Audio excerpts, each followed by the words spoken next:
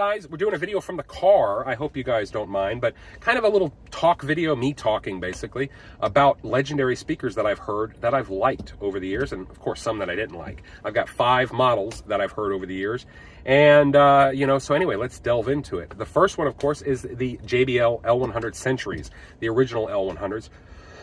Excuse me. The original L100s, and I liked them. I thought they were good. They were hooked to an older Parasound amp preamp combo, and I could see why people talk about them as being good speakers. They had great tone and timbre. They had great drive and rhythm.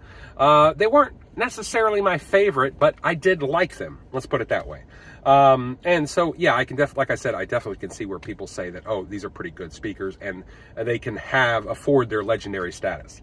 The next one on the list, of course, is the Pioneer HPM 100s.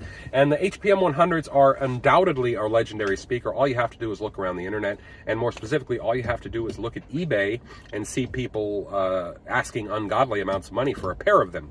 Now, I had the opportunity to hear a pair of them hooked to a Pioneer SX1050, and the speakers themselves, the drivers had been restored. The little foil tweeter, super tweeter on them can become damaged over time, and these had been restored. And I mean, yeah, nah, I didn't like them. I mean, I thought they sounded okay, but if you look around the internet, people talk about the HPM 100 as being some sort of religious experience. Oh God, I creamed my pants every time I turned my stereo on.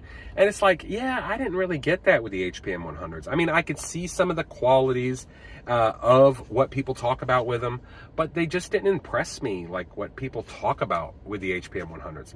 Not at all. So yeah, I didn't really care for them. The next one on the list is, of course, the Bose 901s, a very decisive speaker. Has a long history. They made it, a lot of people don't know this, but they actually made the 901s all the way up until, I think, the end of 2016. You could order them. And now, of course, if you went into a Bose store, they didn't have them on display, but you could say, hey, I want a set of 901s, and you could pay your money, and they would get them in stock, and they would, get them for you. And yeah, a brand new pair they made up until just less than a decade ago. So in any case, the time I heard the 901s and it was hooked up proper. Now, I have heard the 901s played a couple of times over the years. Once was just sort of thrown up. It didn't have the EQ hooked up to it, the EQ box. And the 901, that time, it sounded like trash, to be honest with you. It sounded like the worst imaginable car stereo that you could imagine. That's what it sounded like. Matter of fact, the car stereo sounded better. Now, the second time I heard them was hooked up proper. For example, it was hooked up with the EQ. It was also hooked up with the EQ, and it had the tulip stands that they come with. It was a proper setup for the 901s, and I thought it sounded brilliant. Absolutely phenomenally brilliant. It had this great mid-range tone and texture to it.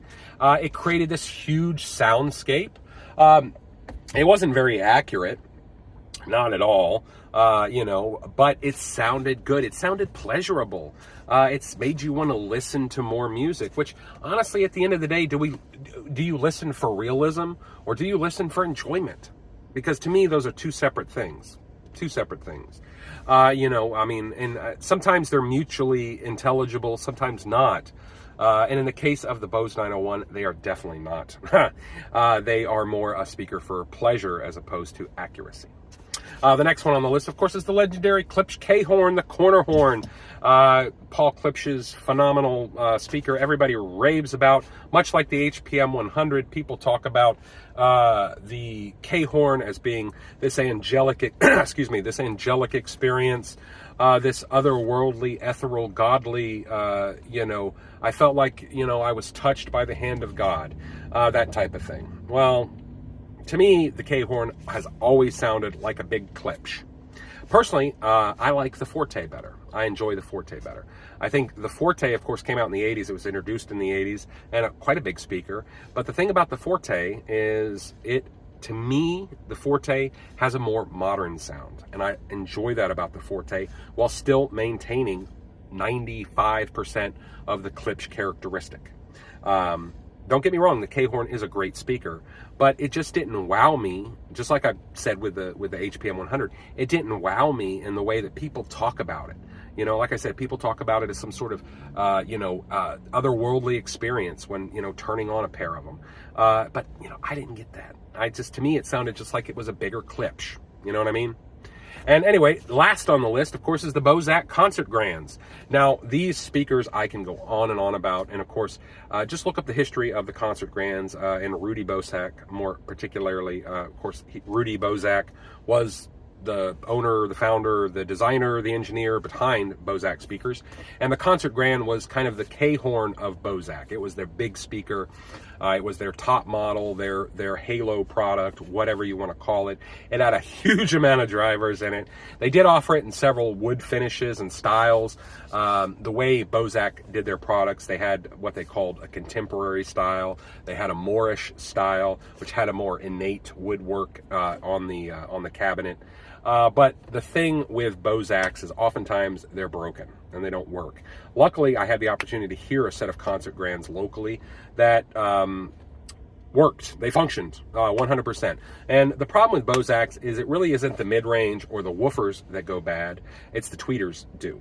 The tweeters are made of metal and they're coated in this special black paint that helps to sort of, I believe, if I remember correctly, and I could be mistaken, but it is designed, special black paint is designed to tamp down on the metal tweeters' acoustic qualities. It sort of softens those acoustic qualities. And over time, over the 50, 60 years since those speakers were made, that black paint has dried out. It's flaking off and the tweeters don't work correctly, and of course the speakers don't sound like they did when they were new.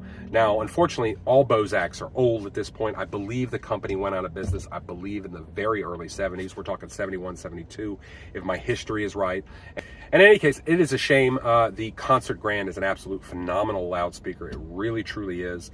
If you ever have an opportunity to hear one, what I heard with the Concert Grand is just this great, huge purity of tone. It absolutely sounded legitimately real. You could hear a piano being played, and close your eyes and sort of turn your head this way without looking at the speakers, and you're like, man, that literally sounds like a piano is in the room.